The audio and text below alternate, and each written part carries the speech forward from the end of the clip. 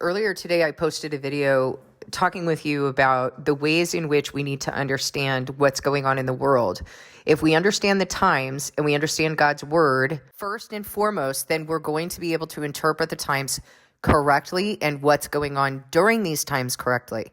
And I gave you the example of the chip that everybody says is going to be the mark of the beast. Where does it say that in God's word? It doesn't say anything about a chip. God's word says that we're defiled by what comes out of our heart.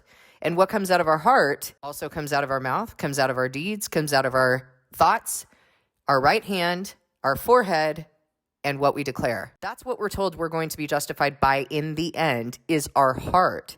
And so is God concerned about something that someone could actually hold you down and put something in you externally? No, he's concerned about your heart. And each person is going to give account. You're not going to give account of what someone else did to you. You're going to give account of what you have done and believed and thought and declared and behaved.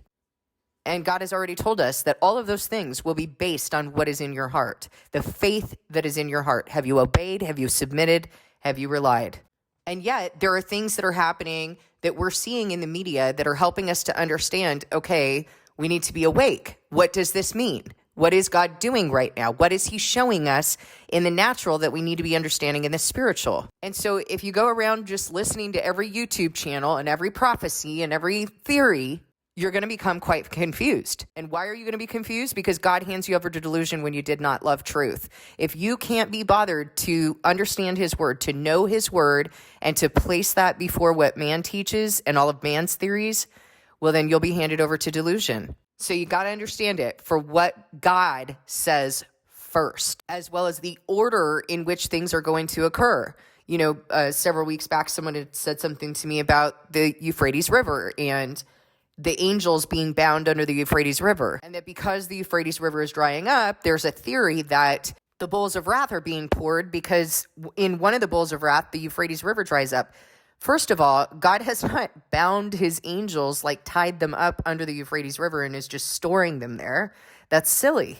I mean, you can't really imagine God doing that. So then that should prompt you to investigate, what is this word bound? And as it is, that word bound is the same word that is used to describe a husband and a wife being bound together. They are committed, just as the angels are committed to this particular task. But also, not understanding the times that we're living in would cause us to then go along with somebody's theory that the river Euphrates is drying up and this must be that bowl of wrath. Well, let me tell you something. If you're still here when the river Euphrates dries up and those angels are released, you're in big trouble because you missed the resurrection. Those bowls of wrath are not poured out until after the resurrection. So there's something that I want you to listen to, but you need to understand the times we're living in right now. What I've said about NATO, Ukraine is not yet part of NATO, but they are wanting to become part of NATO. They are definitely in bed with NATO and are of one mind with NATO. And you know what I've said about what has been formed with NATO, a powerful military alliance formed largely of and with European nations, the same European nations, by the way, that have oppressed God's people and forced church on God's people, their version of church, counterfeit Christianity. Now listen to what Tulsi Gabbard has to say about what's going on in Ukraine right now, the very country that we keep shelling out money to support. You actually look at what Zelensky's democracy is, you see no freedom of the press. He has shut down any media that he does not control, his government does not control. He has gotten political opposition arrested, made sure that that's happened. As you mentioned, he shut down the biggest Ukraine church in the country. And I found this quote today. He has actually threatened to punish, quote, any Christian caught worshiping in unapproved ways. So this is the democracy that they are saying, well, we need all of your money, our money, taxpayer dollars to go and defend.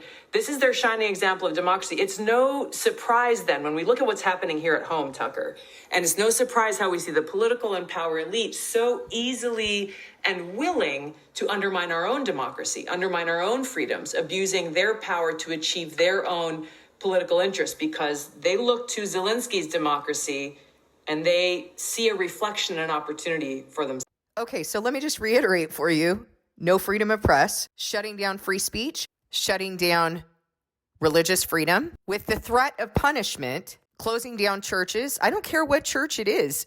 Christ didn't come here closing down churches. He gave a choice. He's extended himself to those who want him. So I don't know what church it is, and I don't really care. He's had political opposition arrested. I mean, really, how is this any different than what they're doing in Russia, right? He's just as much of a tyrant. And do you not see this ideology filtering into the United States? Do you not see them doing that? Because that's been exposed with the Twitter files. You can go into the history of my videos and see that I went from, 500 plus views a day to 20, between 20 and 50. I mean, that's ridiculous. Don't tell me there's no censoring going on. Here's the thing. You think it's so far away? You think it's so far-fetched that the United States is the false prophet? You think it's so far-fetched? We need to look alive. We need to see what God is doing here. He's letting us know that this is happening and will happen to you. The threat of punishment if you worship in a way that has not been prescribed by a dictator, and we're in bed with it. Why is the United States doling out all of this money without any accountability? There seems to be a larger agenda here, doesn't there? There seems to be a spirit and one mind that is forming among these kings of the earth, doesn't there? And those of us who are in the United States cannot sit here and think, oh, that won't happen to us. No, we live in a different kind of country. No, we don't. We lived in a different kind of country because God established us that way, because we acknowledged him. If we want to live in a different kind of country, we need to return to him. And I don't see that happening. These things are already in motion. And so, as I mentioned to you in these other videos, it is a mistake to look at these situations and then cook up your own theory. You need to know what's in God's word. You need to know the times that we're living in, what is being formed, what's the spirit behind these ideologies, because all of these people are in bed with each other. They are of one mind. This is not political. This is not a battle of flesh and blood. This is a spiritual battle.